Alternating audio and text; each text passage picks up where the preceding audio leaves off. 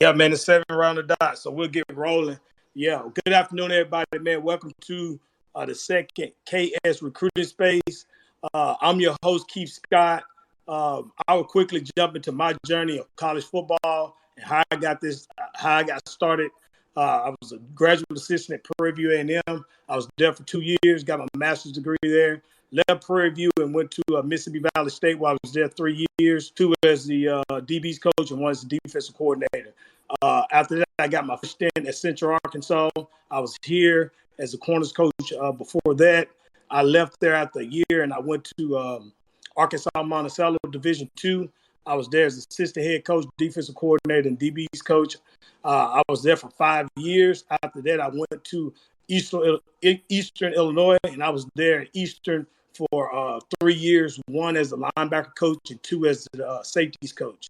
And after spending time at Eastern Illinois, I went to Austin Peay, and I was there for 2 years, 2019 OVC conference champs. Left Austin Peay and came back to my home state of Arkansas, where I'm now at Central Arkansas as the special teams coordinator and DB's coach.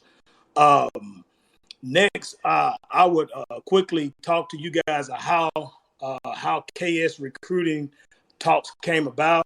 I started out just sending 1 tweet a day about the recruiting process, about motivational stuff, trying to inspire people. And every day I would send out a tweet. Every day I have notes in my phone about what tweet I was going to send out.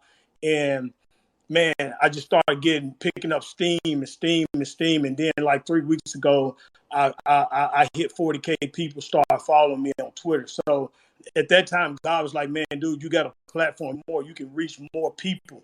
And we'll talk about some of those things as we go. But I say that to say to any recruit that's on here, you may post a highlight and get 1 like. That's fine. But I guarantee you people are seeing it. They might not be liking it, they might not be retweeting it, but they're seeing it. And that's what it's all about.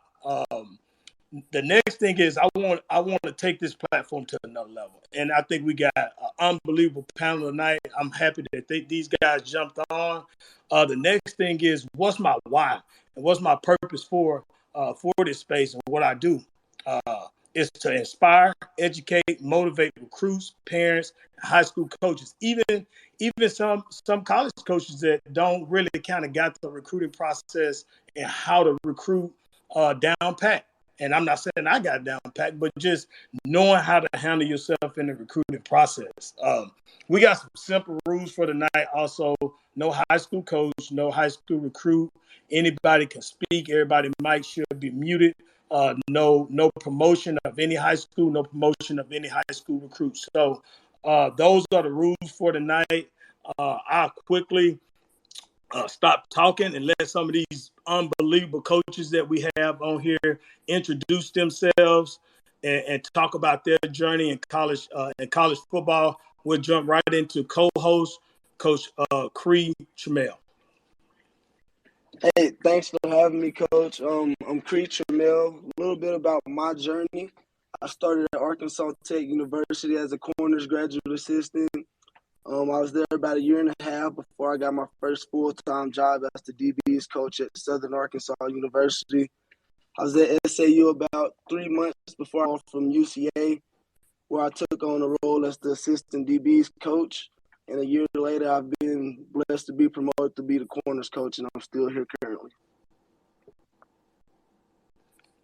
All right. Thanks, Coach Cree. Next, we'll have Coach Gilbert. Unmute yourself, Coach Gilbert. Coach Gilbert, you got to unmute yourself.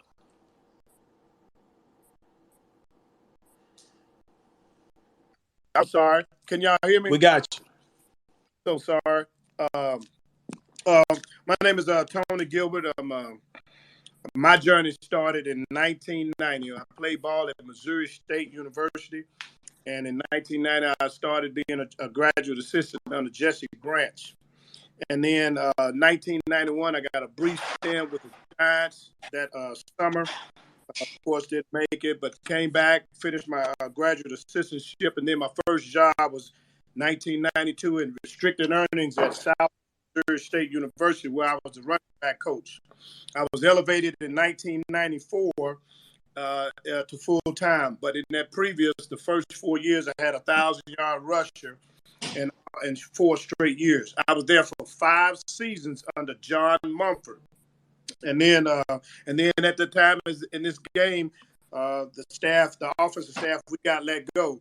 Then I journeyed to Southern Arkansas under Steve Roberts, where I was a secondary coach. And so I was there for 3 seasons, where the last 2 seasons I was the defensive coordinator.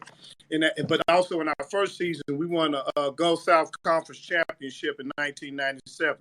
Then after that, I journeyed to Central Arkansas under Clint Conk, where I was there 2 seasons coaching the wide receivers, where we went to the playoffs in our second year. Then my journey got to Arkansas State, where I was reunited back with Steve Roberts, and I coached the corners, and I was the recruiting coordinator. So I was there for 9 seasons, where we won a conference in 2005 and went to a bowl game. Then at the end of the season, the 2010 season, we were let go. And then I journeyed to ULM under Todd Berry, where I was the corners coach for 2 seasons. In that second season, we went to a bowl game, had a great year. We beat Arkansas that year, but I was let go after that year. So then I journeyed back to Southern Arkansas under Bill Keppel, and that's where I coached the secondary, and I was the special teams coordinator. And I was there for 1 season.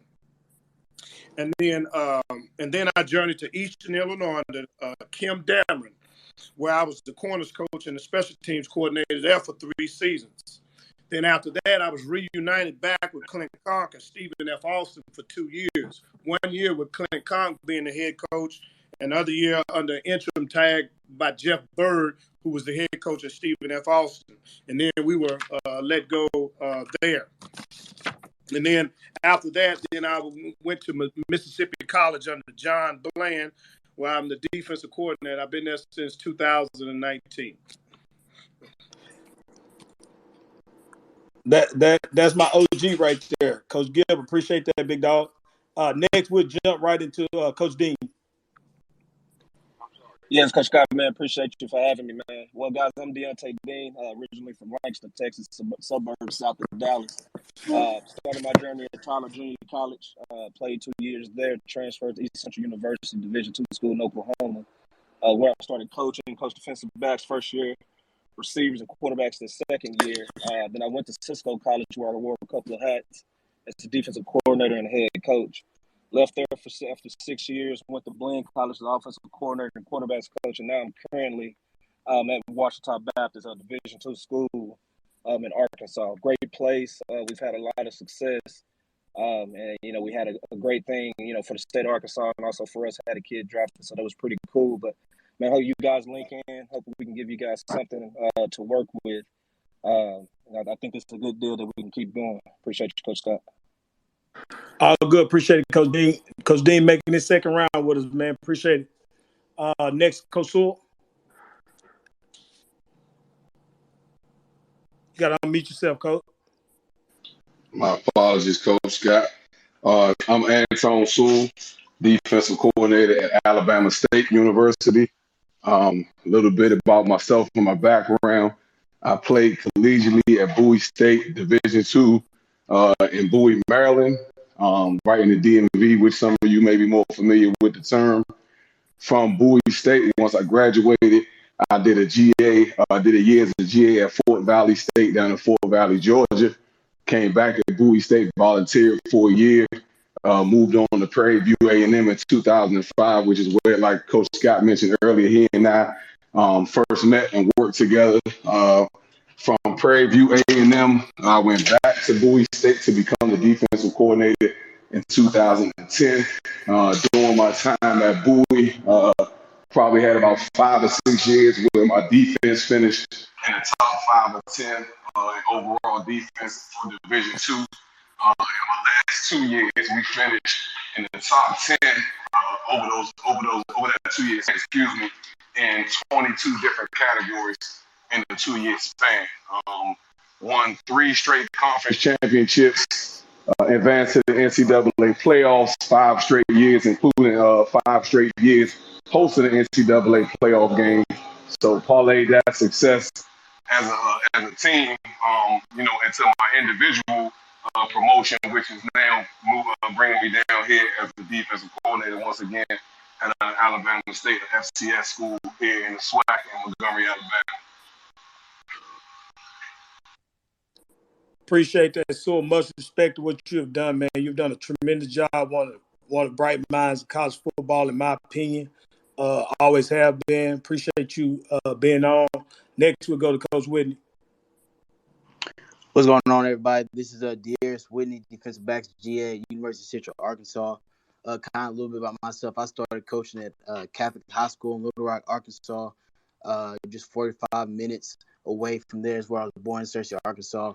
I've been at UCA for 3 years now. I started as a student assistant. After 2 years being a student assistant, I was promoted to a graduate assistant, and I'm currently going into my second year as a GA here. But I appreciate you having me on, Coach. You the man, D. Appreciate it. Man, you see these graphics that I post about this space? Coach Whitney is the one that's behind all that, man. And I say this, one of my purposes in life is to help people. I truly believe that. And if you're not going through life and you're not helping people, so, for example, Coach Creed and Coach Whitney, they work directly with me. Man, we have a good time, but they are some really good up-and-coming coaches, man. But if you're not helping develop along the way, man, you're not living in purpose. Next, we have Coach Williams. How you guys doing? Appreciate you having me, Keith. A little bit about me. I grew up with Keith in Pine Bluff, Arkansas. From there, I played JUCO at Navarro. And then from there, I played at Kansas State. Okay. Immediately after Kansas State, I began my GA life, which lasted 3 years at Kansas State. From there, I took a job in Springfield, Missouri at Evangel University, NAIA. My first full-time job was there for 2 years. And then right after that, I immediately got a job at the University of Southern California under Coach Kiffin, Coach O, all those guys for 1 year. After that, I went to Sul Ross State, Division III, in the middle of nowhere on top of a mountain for 4 years as a defensive coordinator. We led the country in takeaways, did a lot of great things in a place where people don't do great things. Okay, from there, ended up going to UT Permian Basin for 1 season as the co-coordinator. And then in 2019, I got the job over at Commerce as the co-coordinator, and I was previously elevated to the defensive coordinator here. And we've had some of the top defenses in the country over the last 3 years. Duh, appreciate it, man. Great stuff, dude. Really good ball, coach, man. Appreciate you jumping on, dog. Yes, sir. Next we'll go to Coach Walls. Hey, what's going on, everybody?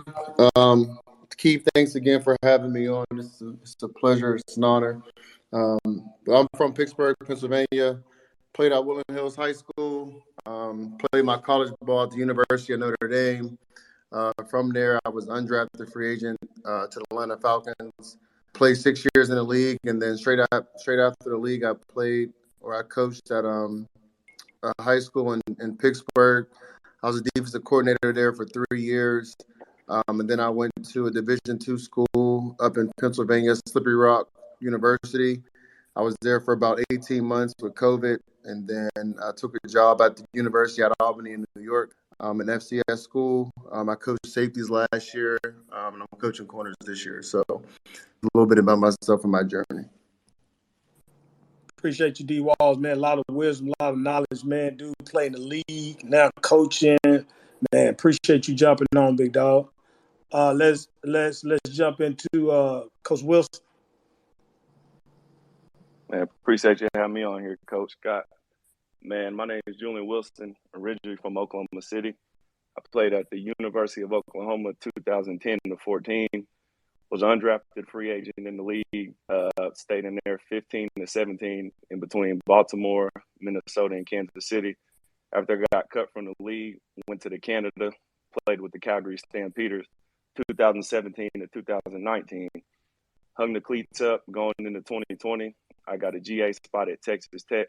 I had been there the last 2 years working with the DBs, and now I'm the defensive back coach at Abilene Christian. Dog, appreciate you jumping on stuff. Good wisdom right there. Happy you on, man. All right, Coach Springer. All right, Coach, man, I appreciate the opportunity again. From Memphis, Tennessee originally. I'm defensive coordinator at Bethel University. Got my coaching career started out at Eastern New Mexico University, Portales, New Mexico. Did a year out there. We won the Lone Star Conference Championship. I was coaching wideouts. Then from there, got an opportunity, went out to Western Kentucky University for 3 years. Coach Brown, worked with the Nichols the first 2 years, graduate assistant. The corners the last year I was there. Had to work with a lot of great coaches there. Won 3 bowl games, 2 conference championships. Then from there, went on, worked down at Georgia Military College, a junior college. Then I had an opportunity to take a defensive coordinator role in 2017 at Bethel University, McKenzie, Tennessee. Been here the past 5 years. Had a lot of great success here, and look forward to hearing a lot of great coaches talk tonight. Appreciate it, Coach. Man, that's our guest panel for the night. For the majority of the night, man, let's jump right into our 2 topics for the night, which is recruiting and DB play. So I'll start us off. Does attending a bigger high school help with receiving college exposure versus attending a smaller high school? That's the question that we're going to talk about first. I'll be the first person to talk. Exposure is key because there are thousands of applying for the same limited scholarship spots that you're applying for every year. So being able to be at a bigger high school, yeah, I think it is. I think it is key. I think exposure does help, but I want to talk about really quick. If I'm a 5'7" DB and I run a 4'8", because I'm at a good high school doesn't guarantee that I'm gonna be a FBS or Division I recruit. So don't confuse because I go to a bigger high school that I would be recruited. I would be highly recruited. Now, if I'm a 6'2", well, let's go to O-line. If I'm a 6'5" O-lineman and I'm 285 and I can play, yeah, I'll probably be highly recruited. You know, I'll probably be highly recruited. But on the other end, if I'm at a smaller high school, I feel like social media has closed the gap for those small school athletes to coaches and get active and be seen by coaches. So if I live in a small town, but I got a bigger school that's 15 miles away, and they basically want me to come play at the bigger school, that's a decision that you have to make. You know, that's not based off of, you know, what you know, that's all on you. But I feel like, you know, with social media, you can get recruited at a smaller school if you're constantly active. You're constant and you're active on Twitter. So yeah, I think both of those, to me, exposure at a bigger school, but also using social media at a smaller school, both of those things work. So next, I go to Coach Gilbert. Keith, I agree totally with you. But, you know, here's one thing. I think it's not necessarily a deal breaker if you go to a bigger school. If you have that opportunity, good. But the main thing that the kid got to do, wherever you go, wherever you be, you got to dominate where you're at. And if you dominate where you're at, even if you're at a small school, we're going to find you. Because there's nobody getting hit anymore. With the social media, with everybody, so somebody's going to know about you. So the main thing that you have to do is you have to take care of your business and dominate where you're at. Appreciate that. Appreciate that, Coach Gilbert. I know you'll come with it. All right, Coach Dean. Yes, sir, Coach Scott, and just kind of piggyback on what both of these guys got. So I'm a name drop for you guys, and you guys understand. You know, Derek Henry went to a school. I think he graduated probably 15 people, and I know that's an extreme case because he's a 6'3", 200+ pound back coming out of high school who's a top recruit. But in that same breath, man, Division I, Division II, junior colleges, a lot of us had experiences on both. And man, there's diamonds everywhere. You know, being at a big school, yeah, there are strength in numbers. But if you can play, you guys have to understand from everybody involved, we're going to recruit the best players. I don't care if you graduated with 2 people, if you graduated with 700 people. It's our job to do it. Down in the southern region, up north, everywhere else in America, man, they're great players. So big school, yes, it probably helps a little from strength in numbers. But if you're at a smaller school with exposure, like these guys are saying with Twitter, you got to get yourself to count. And that's the number one thing to get yourself seen. If you do those things, man, you'll get picked up by anybody. And those are my 2 cents on that. Coach Jamel. Hey, I'm kind of going to beat to the same drum as everybody else. So going to a bigger school helps to an extent, but it doesn't guarantee you anything. At the end of the day, you're still going to have to put it on tape. Yes, the coach is going to come to bigger schools. They're going to check you out, but you still got to put it on tape. With that being said, it doesn't break you either as a small school student athlete. If I'm going against a small school, the competition is good, I got to dominate. When coach cut on the film, I should look different from everybody else out there. I should move at a different speed. You should be able to tell who I am when you cut on the film. And Coach Scott also mentioned the social media being able to close the gap. The playing field is really even for everybody with the introduction of Twitter into the recruiting world.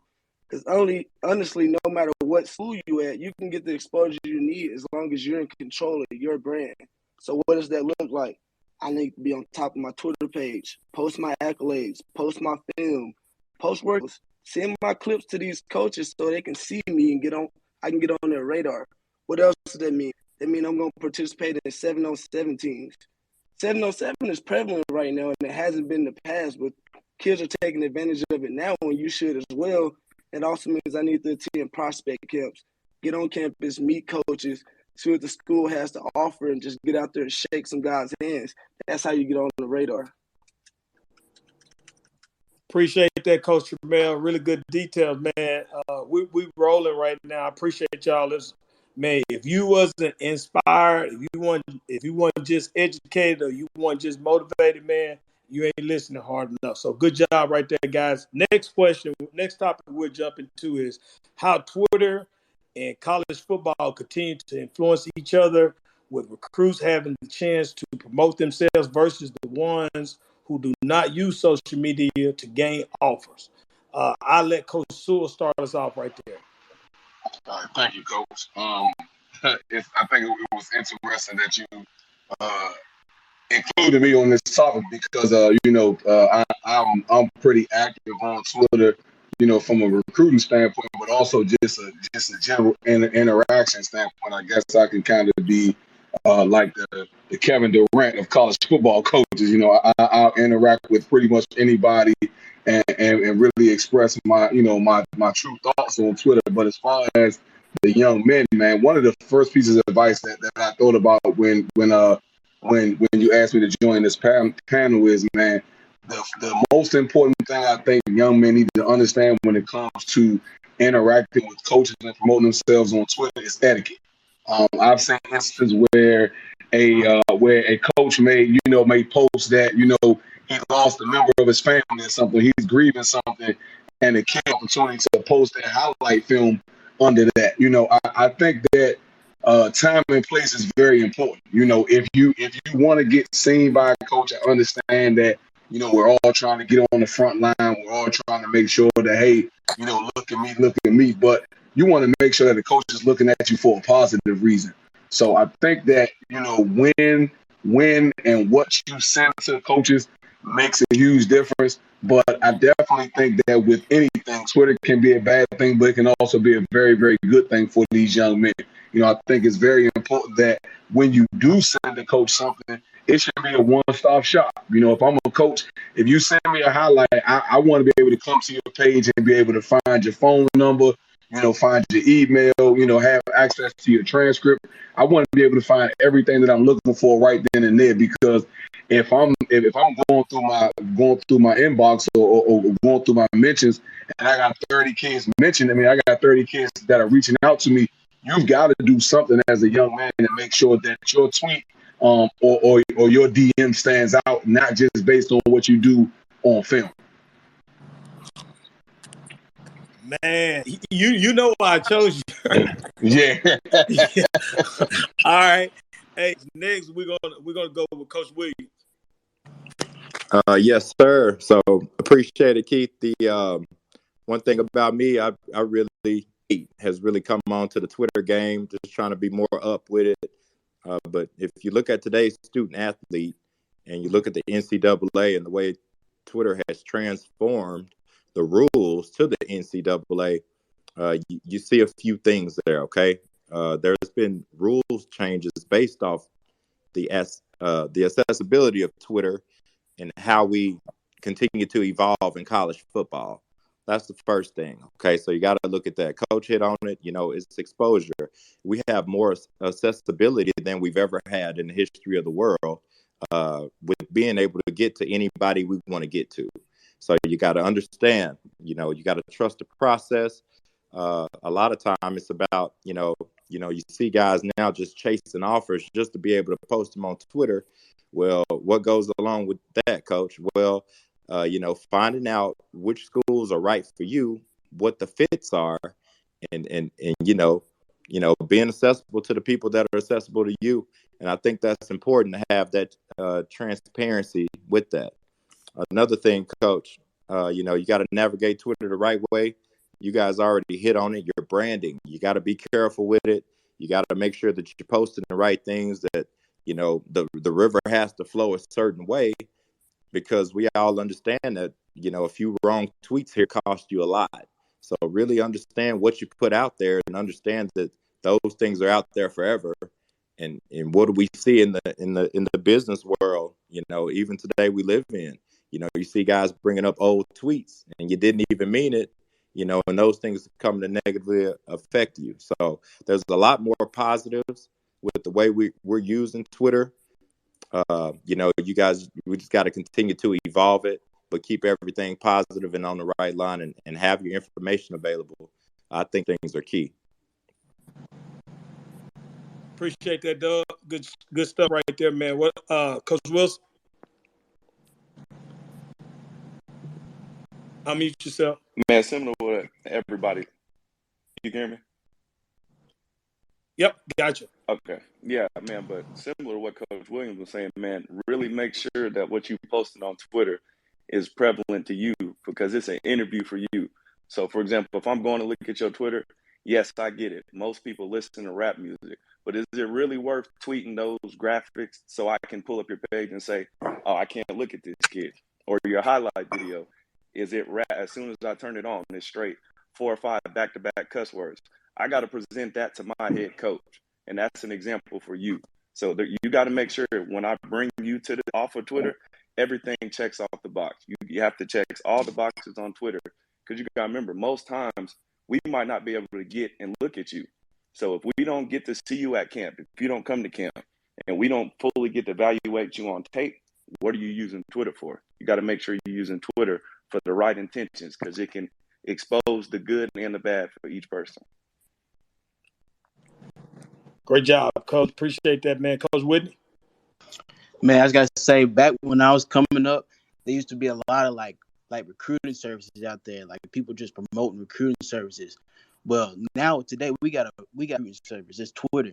Twitter is a free recruiting service, and I feel like if you're a high school coach and you're not pushing for your athletes to have a Twitter account, then you're dead wrong. Because the most frustrating thing that I see is when I see a guy with the twitch, with the ability, with the body frame that we're looking for, and he don't have a Twitter. Now it's just a disservice going on. So number one thing is, if you're a head coach, high school coach listening, just try to get your athletes in there. Just try to get them seen, get them on Twitter, because that's the most biggest thing. And then making sure they have clean Twitters, okay? Because that's what's gonna get them seen. That's what get them their foot in the door, okay?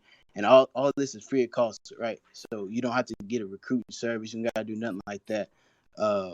Twitter is the free recruiting service. And then another thing is you can post prospect list on Twitter as a high school coach. And that's another thing that us as like GAs, we look for stuff like that. Just something to get a little edge on the recruiting game. So I just say high school coaches get involved with the Twitter accounts because that will really help them in the long run. Appreciate that, D. Good insight, man. And I'm going to end this with, at the end of the day, Twitter allows recruits to do their part and assure that college coaches know about them. What I mean by that, you sending DMs, you sending off-season workouts, you sending you tweeting out all your offers, you tweeting out your junior days, you tweeting out you tweeting out anything to promote yourself, motivational tweets. You're doing that. And I want to say this just because I look at Twitter a good little bit. Recruits, you're doing the right thing by tweeting out everything about you recruiting wise that I just listed. Don't feel like you're lame. Don't feel like, man, I ain't getting seen or this is not happening. You may see somebody over there talking about you because you're doing that. No, dog, you're doing the right thing. You're doing the right thing. Those people that's talking about you know they're lame. Okay? So I end that segment on that. Next, we're going to thoughts on the portal versus high school and JUCO recruits. Now, we don't have Coach Patton on tonight, so we'll go right into Coach Springer. Okay. So as far as how the transfer portal goes, it's one of those. Even though it may be limiting initial opportunity, for high school athletes these days, it's still one of them things. Coach Gilbert, mute yourself. I'm sorry, Coach Gilbert, mute yourself. Mute right now? Yeah, because we can hear you moving, and he can't hear him talk. I'm moving. Okay. Yeah, no, I was just saying, Coach, it's just one of the things you get recruits, you get it. Obviously, you want to try to go to that 4-year college, or if you don't end up that JUCO route or whatever it may be, and have the potential there and, for a place you can thrive and first get a degree. At the same time, I think it's one of the things where if you don't have that first offer that you get initially, how can you use the transfer portal in your favor? I think it's one of the things you always got to look at it with the right mindset. If you go somewhere and you put the film on, it's kind of like at high school level, no matter what level you're at as far as high school program with social media and everything these days, how can you take what might initially hurt your recruitment and how could it help you in a year or two from now if you don't get that initial offer you want? So really, at the end of the day, play the hand you were dealt like it's the one you wanted, and find a way to use it as a tool at the end of the day if you don't get that initial offer. I'm not saying walk-on opportunities can't be successful at the end of the day. How can you take what might be a negative thing for some high schools if it's feeling limited and make it a positive at the end of the day if you can get affordable a package to go to school somewhere first and foremost. Good stuff, Coach. I appreciate it. That's why you're here, man. We're going to Coach Walls. Yep. So what I would say is that I think the COVID year and the transfer portal really changed high school recruiting.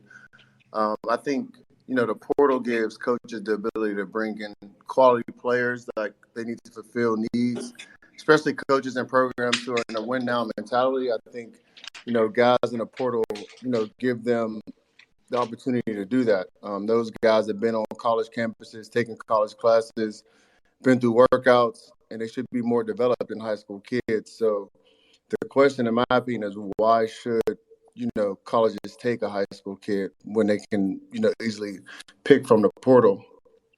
So many coaches in my mind, have that mindset. And so for me, it's about how can we best develop our roster? And when you think about it, high school kids have 4 to 5 years coming in now, whereas, these portal guys already got 3 or 4 years. Some of them got 5. So in my opinion, there's really no reason to take a high school kid unless he can come and compete now. And typically I think that's at the skill positions, which is running back, receiver, and maybe a DB. And, that's to be about competition, because I think for me, that's all it's about. I'm trying to make my room as competitive as it can be. The more competitive, the more I can create competition in my room, the better. So I'm not saying I wouldn't recruit a high school kid, but if a high school kid can come in and make my room better, then I'm going to recruit them the same way I'm going to recruit a guy in the portal. Just because, if they give me the opportunity to make my room better, I'm going to do that.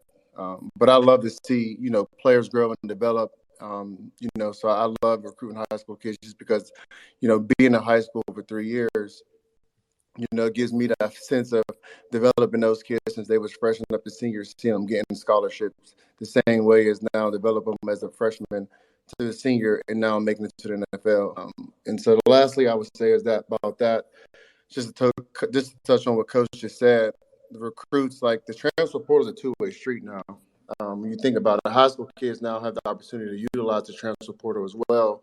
They may not get the offers and the scholarships they want, but when they do, and they get to a school and develop, the NCAA is now a farm system. So big schools are picking from smaller schools, and the smaller school kids is moving up.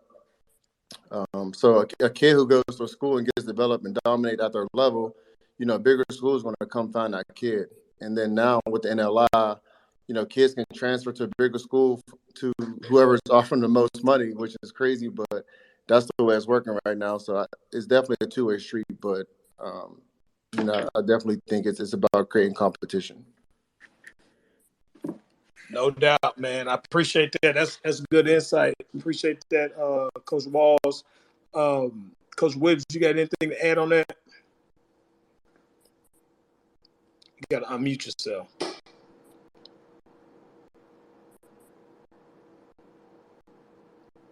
All right. So quickly, what I do, I talk about this real quick. I still think teams are taking the high school route and trying to build their program first. I truly do believe that. I also think the transfer portal is a need-based thing, meaning if there's a kid in the portal that has 4 years left, and I think Coach Walsh talked about this, he's more attractive. Kids that got 3 years left, he's more attractive versus a kid that's been at a P5 school and he has 1 year left. It just depends on what you need in your room. If you need experience, you may look at that kid. But if you don't need experience and you don't feel like that kid can help you, you probably won't. You probably won't look at that kid. But less years, your chances are less. You probably won't join the program. So I just wanted to add that because I think it's important for high school and junior college kids to know, like, your recruitment is not being hypothetically killed by the portal. It's based off of need. Every program gonna get the best need for them, and if they're not getting the best need, they're probably gonna get beat on Saturdays. So that's my take on that. Next, guys, we'll jump into the second segment of this, which is our defensive back topic. Man, I think this is going to be one of the best ones we don't have. We'll talk about how much does the 40 time have on each coach's evaluation, what they believe about the 40. And we'll start out with Coach Gilbert.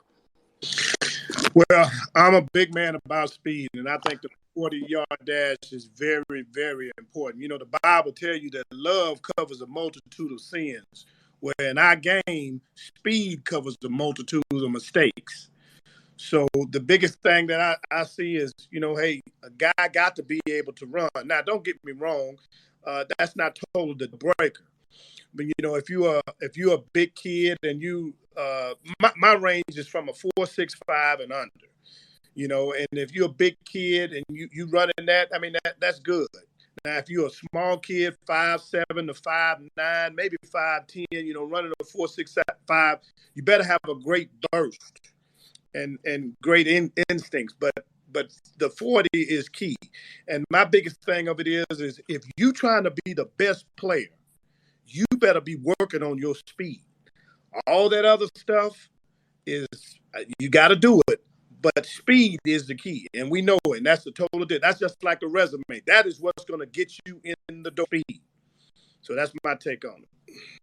Appreciate that, Coach Gilbert. Good insight. Coach Walls? Yeah, I would agree. I think, especially at the corner position that I coach, I've seen guys who run 4.3 and can't cover anything, and I've seen guys who run 4.6 and plays fast. So I think the 40 speed is relative, but you got to be able to run. I think the faster you are, the easier it is. It's hard to coach speed. It's easy to coach technique and certain things, but you got to have speed, especially at certain positions like DB, which we're talking about. So in my opinion, it's relative, but I value speed for sure. I value it. Appreciate that, Coach Walls. Let's jump right into Coach Springer. No, I agree with everything they said. Just to piggyback on it, you still have that prerequisite you're looking for in speed at 4.6 range, 4.65 at least. Obviously the height and length ratio kind of plays in it too. But then you're also looking at guys that can get in and out of breaks. It's not just thinking back from my times at all the different levels I've been. It ain't just about that clear time. Obviously, you want to see those other skill sets show up. Whether you see them at a camp or you see them getting in and out of breaks or making plays on film that fit into your scheme, what you're asking them to do. Yeah, I appreciate that. Now, one thing I would add with that, 40 has a lot to do with the evaluation. Just for me, the 40 has something to do with just to make sure you're not slow, if that makes sense. So meaning like if he may not be a 4.4 or 4.3. Everybody runs a 4.4 or 4.3 now. But if he's a 4.5, 4.6, that's fair. That's good enough, But like if he's a 4.8 or he's a 4.9 or he's a 4.7, then that's probably gonna be the make or break phase of his recruiting process. So that's what I would add on that. Next, we would get into what you look for in the DB evaluation, and I was gonna go first, but I let Coach Gilbert jump out first, and then I'll come behind him. Well, the biggest thing I know is playmaking ability. Of course, the speed is a good factor, but what kind of playmaking ability that young man has, and I think that is, that is the big key. And then, will he tackle? Will he be aggressive? Now, yes, big hitter, but if he making sure tackles, that's a good thing. But the thing of it is you got to be able to be, to tackle, be able to make plays, be able to be physical. Yeah, you love to have that great guy to knock the mess out of you. But if you're making tackles and you're not afraid, because it's still all about, blocking and tackling. So that's my key. All right, next we'll go to Coach Williams. Yes, sir, Coach. So, one thing you look at from the evaluation process, look at his raw abilities. What is he when he wake up? Does he have? There's elements of a game that show up on tape, and then you got to look at versatility. We live in a world now where spread offense, dictate the terms of the game. We need to get that back defensively. So how does that kid fit in a spread world? Is he a great commander? Another thing that we'd like to look at is he a multi-sport athlete? If you're a great DB, you shouldn't be playing DB 12 months out of the year. Okay? You should be hooping. You should be running hurdles, long jumping, baseball. Like the best DBs do different things. People want to talk about, the Jim Thorpe Award. Jim Thorpe was the guy, obviously he was best DB, but Jim Sport, he participated in so many different athletic, sports that it made him into a great just athlete, and that's why the best defensive back of every year is the Jim Thorpe Award winner, okay, because they can do it all. Okay, and another thing that we look at that's huge is, does this guy have toughness? We live in a world where, in my opinion, we don't love competing like we used to. We like football, we like what it brings to us, but when we watch that tape, these coaches already hit on it. When we watch that tape, what's going to stand out for you in your process? That's some of the things that we look for, Coach. Yeah, appreciate that, Coach William. Good insight.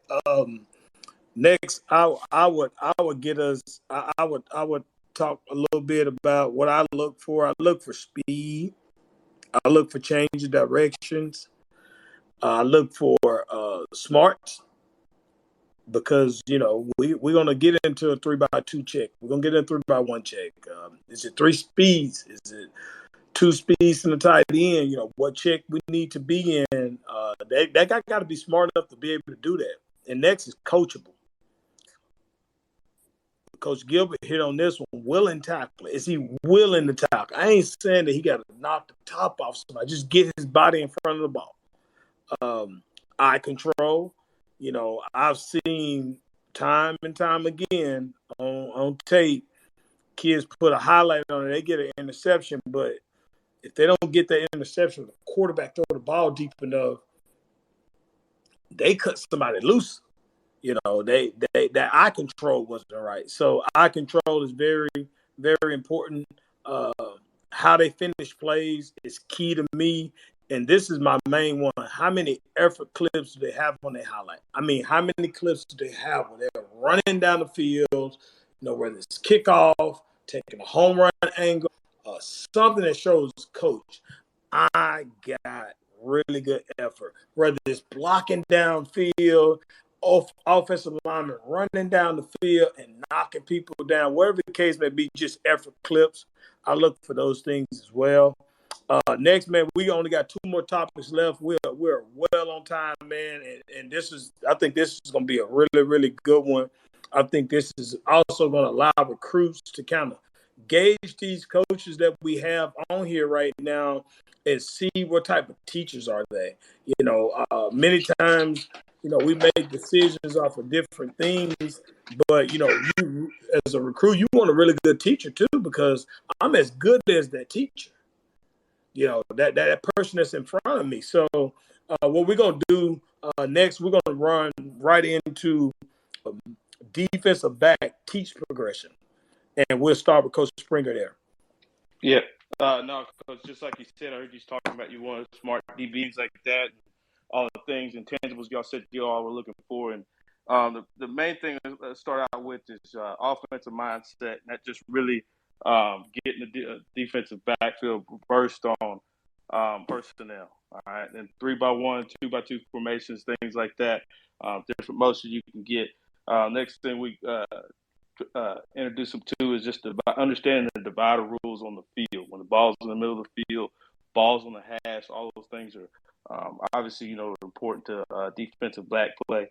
And then understanding as we getting ready to start install coverages and things like that. After we've got the offensive side foundation laid and understand what they're trying to do mindset wise, is middle of the field open versus middle of the field closed, and what we're looking to do there. And then we'll get into the teaching progression, installing them coverages.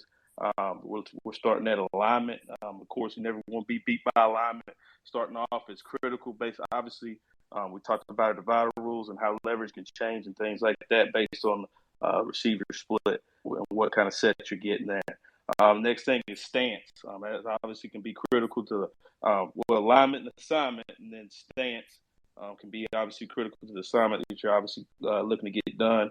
Then knowing what your key is and where your eyes need to go once your key moves, and how that plays a part in the defense, and then assignment. So really like to start from the ground up, especially so safeties can know the fits, and identifying gaps and things like that. So that's why I think it's important starting off knowing the offensive mindset, As far as gap control personnel, you're getting 3x1, 2x2, making sure that, because you can't assume that these guys know it coming in. So it's important, your detailed and understanding different splits and how your alignment can be adjusted when you're in those divider rules, when you're middle of the field closed stuff, and then just the difference when middle of the field's open.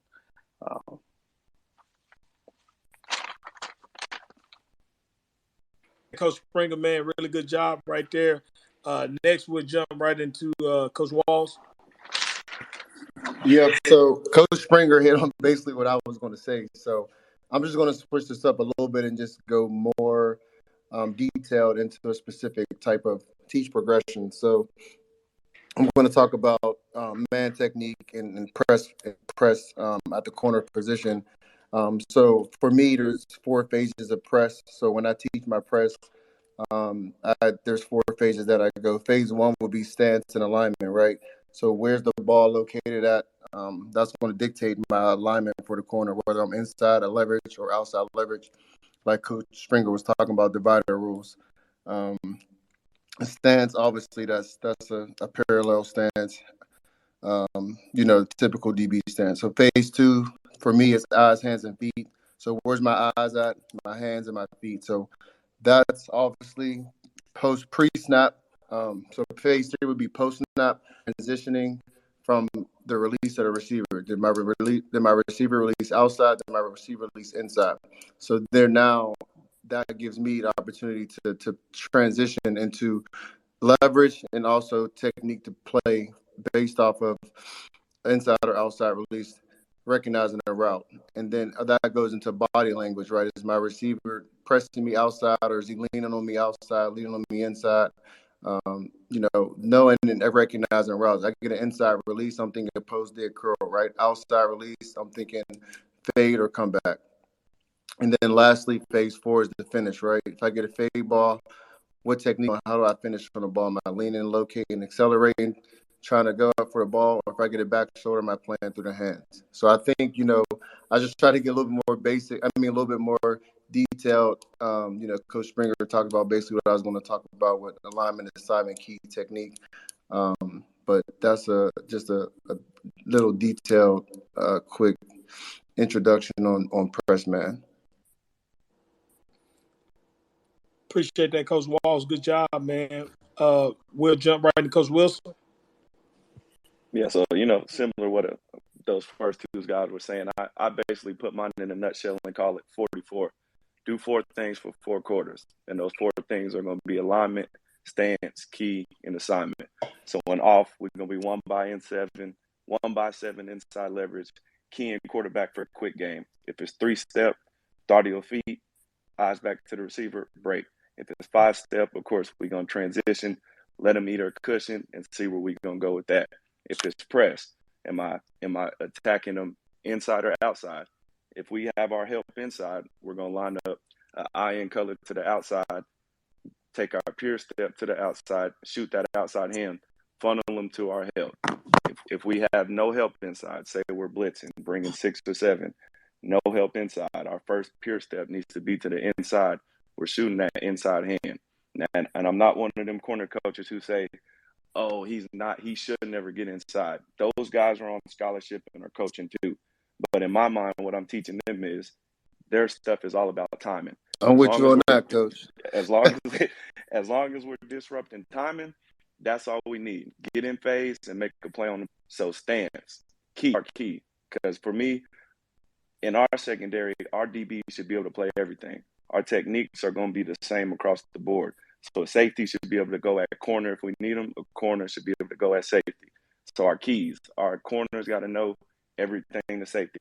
Our assignment, say the safety doesn't get the call. That corner should be able to make the check. Our 3-by-1 check, poach. If we're on the nub side, on the back side, that corner is telling that safety, push to the field. I'm taking this third on this backside. Just things like that. Really developing the mind is the biggest for me. We got to know in that back end that we're going to be playmakers. We expect to make plays, and every day it's playmakers. It's a mindset.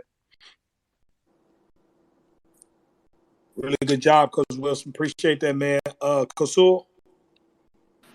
Yes, so I have to go last after these guys have pretty much broke down everything you need to know as a defensive back. But one of the things that I tell people all the time, I'm blessed. I've been coaching just under 20 years, and I've spent more than half of my career as a while coaching DBs. And one of the things that I understand about defensive back play, see, like it's funny how we transition from recruiting into defensive back techniques. And when you talk about recruiting, everything you're talking about is individual. You know, hey, what do you do, and what do you know, what can you do? And we go to these camps and things, and we evaluate based off of what individuals as well as one-on-ones. However, things that I had to quickly learn and transition my mindset as a coordinator coaching DBs is you're still one of 11. You know, so the things that I really emphasize outside of what those guys talked about is situational football. You know, understanding situations. To me, the two most important situations that you're going to be in the football game as a defensive back are going to be your third down and your red zone situations, because we know most of the time in those situations the ball is going to those receivers a lot of times in those situations. I try to emphasize situational football and technique within our scheme in certain situations. So when we're talking about third down, the first thing we want to know on third down is what's the distance, and then you want to look at your receiver's alignment, and his splits are going to tell you what type of routes he's going to run on third down in red zone situations. So at times, you know, we'll spend a lot of time throughout the week. Actually, we spend the whole day within our weekly practice schedule strictly focusing on third down and red zone situations. So as Coach was talking about, hey, in normal off coverage, we might say, hey, we're going to be 1 by 7 inside or 7 by 1 inside, you know, whichever one you want to call it. However, in the red zone, we don't want to be 7 yards off and give up that easy access inside for that slant route. And now a guy puts his back on us and catches a touchdown. So we may have to adjust our technique in that situation to come up to about 4 or 5 yards and now playing a hard catch technique. You know, if in our cover one to the field, we may play in a certain type of way. Now when we get into the red zone, we're saying, hey, we're going in and out of everything. So now as a defensive back, I have to understand, hey, now that safety that was in the middle of the field, he's now down inside of my number one receiver, so I can really play hard press outside and take away that fade and force that guy inside to that, you know, to that safety whose primary responsibility is to take away the slant. So when I'm teaching my defensive backs, I'm big on situations, because what I never want guys to do, and what I learned early on as a coordinator, what happened is, you know, DB coaches, sometimes we teach guys things, and now those guys are doing things that kind of take away the integrity of the defense. You know, if we're telling the kid, hey, you know, based on this, did you play this leverage? And now a kid may say, shit, you know, excuse my language, you may say, you know, hey, we've been doing one-on-ones all day and I've been playing hard inside leverage. Now we get into a team period and we're playing a middle of the field close defense. Now that kid is programmed to play inside leverage. That guy beats him outside. He's not forcing that guy inside to his safety who's there to help him. So that's one thing that I emphasize again is situations, and then run fits. Run fits is very big for me as a defensive backs coach, because someone mentioned it earlier, understanding the offense's mindset. You hear offensive coaches say all the time, when they're drawing up run plays, they always finish by saying, hey, we'll lose to the corner. So what they're telling you is they're not going to block that cornerback most of the time. So we have to get those guys in the mindset of understanding, yes, you got to be willing to tackle, but you have to understand where do you fit within the run fit, you know, in order to make sure that if the ball gets spilled to you, because in our defense, we're trying to spill everything outside. So we have to make sure our guys understand, hey, in these certain blockers, the ball is going to get spilled out to you as a corner or a safety. Here's where you now fit into this picture. So we're talking to our guys about fronts, all right, as well as stunts, because now obviously when we're stunting our defensive line, it changes who's responsible for what gaps up front. And what I found is by teaching guys that, it has also more versatile players than our scheme. As college coaches, we're only allowed to take a certain amount of guys with us on a trip on a weekly basis, I need to have a guy that can play 2 or 3 positions, in my defense as a backup now. When one of my guys goes down, I can put the next best guy in. If he may not be the number 2 corner on the depth chart, but if he's my next best football player that's dressed for that game, I want to be able to put him in and understand that he can play any position in the secondary, in any situation.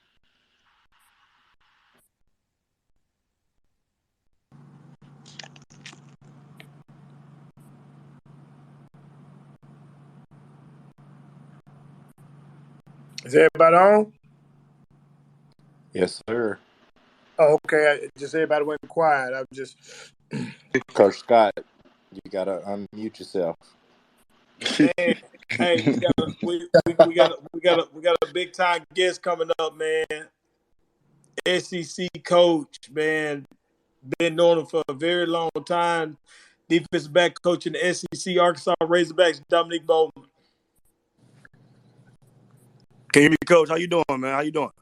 I'm great, man. You good? Yeah, how you doing, bro? Hey, man, I got my dog on here, Coach. I'm good. Ain't no doubt. Hey, listen up, man. This is a great deal.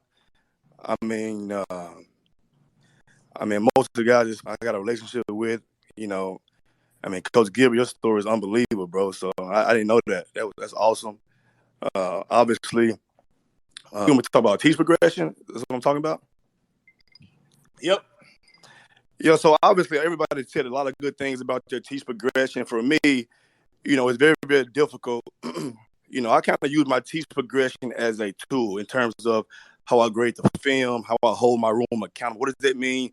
What does it look like? For instance, alignment, not being beat by alignment, understanding your line for the play happens is important. It don't matter if it's midfield, close, rip lids, 3 high safeties, quarters, whatever it is, that's important. Stance, knowing what type of stance you should be in. Is it a stagger stance? Is it a square stance? A reverse stagger stance? Whatever that is. Identify your key in the hurry. Give them clean rules, not just inside, not just number 2, but the inside hip of 2 or the outside shoulder of number 2. Or if I got 3-man circles, the outside shoulder, whatever it is. And your responsibility once your key move. And obviously your technique, you got to trust the technique. But also for young coaches, it's important for you guys to do that week 8 of practice or week 9 of season or week 9 of spring ball, because we get tired. You go in the meeting and you say, "Wait, Coach Scott, it's just like the last guy. It's just like cover this to you, or it's just like this to you." And on a teach progression, it's important that you go through it every single day, every single practice, no matter if it's a 5 a.m. practice or an 8 o'clock practice. You have to go through your teach progression every time you install. 100%. I don't care if it's man free, just cat coverage in the backyard. You go through a progression. You go through an alignment. You go through a stance. You go through a key. You go through responsibility. And what I mean by holding your guys accountable in the room, I coach all 6 of our DBs, right? So we don't, and Coach Scott coached me at Austin Peay for 2 seasons. We don't really have a lot of I should be starting, he should be starting, I'm playing better, because when you're in the meeting room, I say, "Well, Coach Scott, what is your alignment?" And Coach Scott says it's 6 yards. Well, it should be 7. Give yourself a minus. Well, Coach Gilbert, what is your stance? It should be staggered. Well, why you in reverse staggers? Give yourself a minus. Hey, what is your key? I'm playing palms. I'm playing 7 mix 7, whatever it is. It's number 2. What 2's doing? You're not doing your job. Give yourself a minus. And what kind of technique should you be doing? Well, scooch technique. Why are you not scooching? Give yourself a minus. So when it's all said and done, we have 15 spring practices. If a guy has outplayed me and I'm going through progression with him every single day, not being lazy, going through progression, he knows I'm not beating out Coach Scott, because obviously I'm in the meeting room. I hear him, right? He might make a pick 6. So he called Mom and said, "Hey, Mom, I'm getting beat out by Coach Scott." Why? I mean, he's practicing better than me. He knows his alignment. He knows his stance. He knows his key, his responsibility, wants his key move, and his technique. And I think as coaches, I'm talking to myself, talking to Dominique Bowman, I'm talking to myself, we get so tired and we say, "Well, hey, man, it's just like rip lids to you." But then we don't go to progression with the kid. And then we get frustrated when he's not aligning the right way. We have to take it and make it our business to go through a teach progression in every single coverage, every single detail matters, and it has to matter to you, right? So therefore, you want to cut guys loose. So that's just you guys did a great job. That's just my 2 cents on the teach progression. Amen, brother. Drop the mic. My dog, D-Bo. That's why you at the highest level of college football, dog. I appreciate that, man. Appreciate you jumping on and being able to talk, man, and inspire, motivate, and educate, dog. I appreciate you jumping on, man. Next, we'll go into how do you structure your individual drills? Meaning, like, what are you looking for in structuring your individual drills? And then we'll jump in right into Coach Dean. You got to unmute yourself, Coach. Coach Dean? Can you hear me, Coach? Yep, gotcha. Yeah, there we go. Sorry about that, fella. So when we go through and we're structuring our practice, man, and I call them our ABCs, 1, 2, 3s, and I put them in phases of how do you play the game. So you got to play the game, and there's a system that you play it with. So there's always involved with our system, working on our pump stuff, our match cover 3, our cover 2 stuff. There's always a technical part. So if we're a big press team that week, we're going to press, put our press bill, kind of go through those deals. But then also there's another part of the turnover drill and the tackling. I am big on tackling. If there's an endo period, all right, because sometimes it changes from 15 minutes, 5 minutes, 10 minutes. We're going to take the football away in the tackle. The biggest thing for me is we play quarters. We play a lot of quarters here in Washington. We end up in our league is so diverse on running the football. Our corners end up on the nubs, on the tight end fullback so much that we have to tackle. And I'm a big believer in taking the football away to make our defense match our offense. From the standpoint, we're a big-time running football team here at Washington.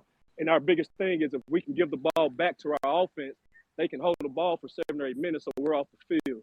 So takeaways, taking those balls away is part of our ABCs. We're going to work on our system. Like I say, we're going to work on something technical, and that can go from drills. I'm big on press. I love press. Press is my probably number one favorite drill I love to do. And then work on some off-coverage things just to try to make sure that we cover. Now, obviously, week to week, team to team, and time periods kind of mix those, but those are the 3 main subjects, topics that we're trying to hit every day during endo. Appreciate you, Coach Scott. Good stuff, my dog. I appreciate that, brother. Coach Williams? Yes, sir. Can you hear me, Coach? Gotcha. Okay, so when we talk about our indie, it goes back to who are you? Okay, when you look at the tape, you should be able to see your indie throughout the duration of practice, okay? And that involves a few things. Coaches hit on it. You got to be systematic with what you do. Who has to have carryover within the whole group, and then within that group, it should spur into the defense, and that should spur into the team. We talk about our everyday drills. Whatever you believe in as a coach, that's the way your EDDs, your everyday drills, should be structured in a way in which you can get your guys ready to play fast. Okay. The second thing we talk about is efficiency.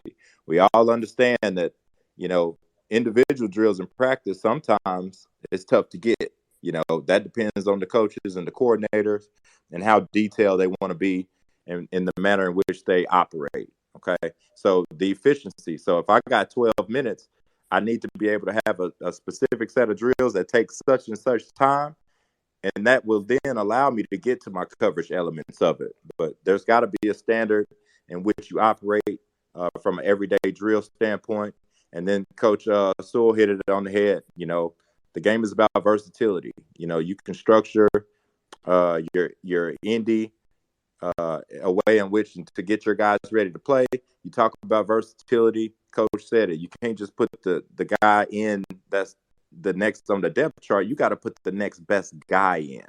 So having simple, effective schemes, being able to make those schemes reality during indie is very important. And then at the end of the day, your individual drills, you show me a man's individual drills and what they do in practice, and I'll show you, their success based on that. Okay. So indie is a direct reflection of how we're going to play.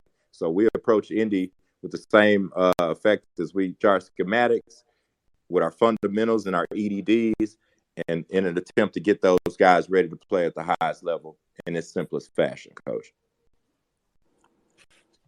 Man, you're talking about inspire, educate, motivate. That's it right there, man. I appreciate y'all. Coach Tramel will be up next. Hey, I'm gonna kind of hit on the same nugget as Dub just did. I just feel like it's real important that you go into individual and have a plan as a coach. You have to go with a detailed plan that you want to get out there and execute with your players. Because, like he said, depends on where you're at. It's different everywhere. But you only get about 15 minutes, or depends on what your head coach allows you to have, amount of individual time to get your players better. So, as coaches, when we go out there, make sure we're detailed, first of all. Make sure we have our coaching points in place on what our players need to get better at. And then just be able to adjust on the fly. No different than the game. Practice can change. It's not going to always be able to go to the script. So be able to adjust on the fly and still get your guys better for that day. With that being said, I'm going to pass to Coach Whitney. He'll go a little more in-depth on the actual structure of Indo. So first and foremost, you got to be a teacher first, then a coach. Okay, so first you got to ask yourself, how fast am I teaching? Because it's not about how fast am I teaching. It's really just about being clear and concise in your details.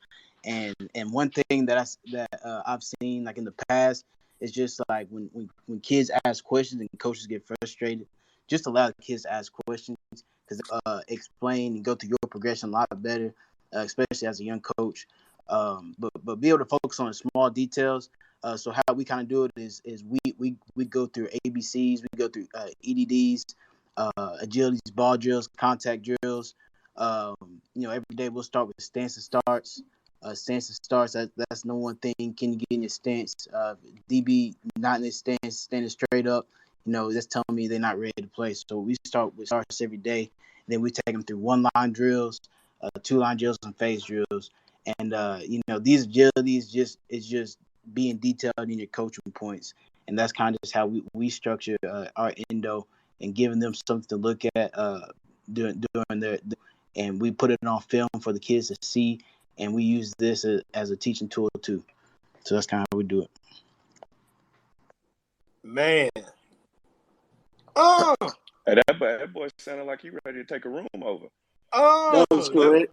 That boy did a good job, man. I like the fact that you said kids ask questions, man. Like coaches, be okay with kids asking questions. I'm big on that. I'm huge on that. You okay to ask questions in the meeting room. Great job, D. Next, Coach Bowman, you ready? Yeah, who was the last guy? What was the guy's name just talking? Who was that, Coach Scott? That's winning defensive GA at UCA. Man, that's awesome. Our game is in a good place, bro. That's some good young coaches. That's awesome. That's a great job by him. Appreciate that.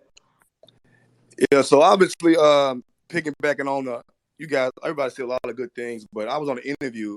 I think me and Coach Scott, it was funny. When I walked out the interview, I called Coach Scott. I said, hey, man, listen. I can't remember. I think it was Kansas. Somebody interviewed. He was like, I said, listen, the guy asked me a question in the meeting. I had to think about it, in the interview. He said, I'm ready now. So I was fired up. I had been practicing all week. I was ready to go. And I'm like, all right, I'm ready. When he asked me about my Indy, I'm going to go ABC, 1, 2, 3. I'm going to go through it more. He said, hey, what is your individual philosophy? I was like, oh, you know what I mean? And he didn't say, like, how you structure Indy drills or what, walk me through your 45-degree breaks or walk me through your ball drills. He said, what is your individual philosophy? And I kind of repeated the question to him. I said, my philosophy, and I took about 5 seconds, and I said, well, you know what? When I was, and you guys probably heard at the convention, I said, well, you know what?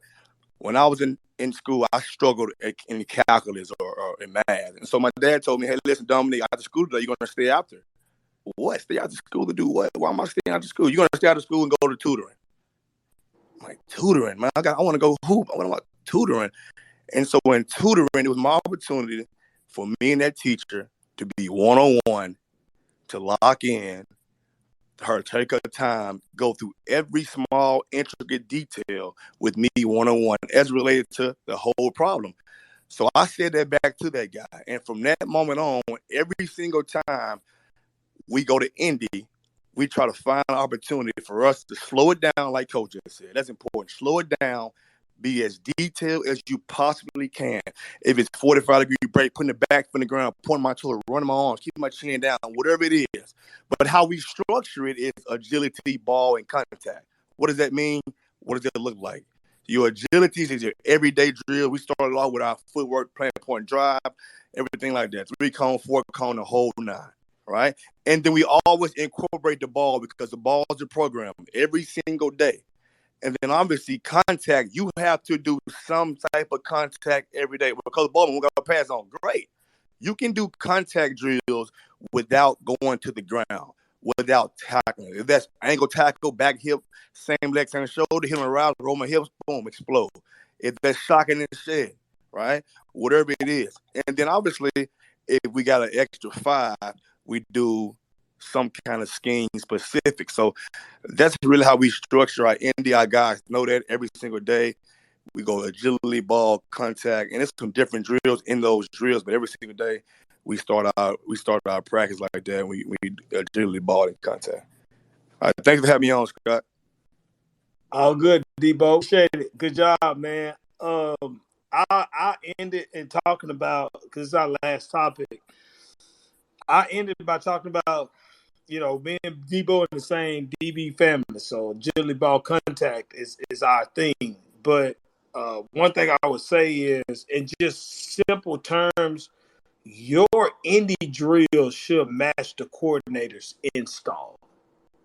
Your Indy drill should match the coordinator's install. What does that mean? Preach, Coach. I ain't mean to cut you off, but preach. It's all good. You my dog. But when the coordinator say, hey, we're putting in this, and you're doing Indy drills on something that has nothing to do with the install, that's disrespecting the game of football. It really is. So, because that coordinator's going to look on film like, man, we talk. He gonna look on that film. He gonna like, man, we just about installing this in a meeting, and then your kids is not doing what we just talked about. So, as a position coach, that's kind of disrespecting the game of football, in my opinion, because I've been a coordinator before. When you don't do Indy drills that reflect the install, so match your install with the coordinator. Next is, and a couple of guys said this, your drills should show up on tape and in a team segment. If you're drilling and you can't match, so if I made a drill tape and I'm going to show the drill, I'm going to show the kids doing the drill, and I'm going to show a game clip. That's the drill tape.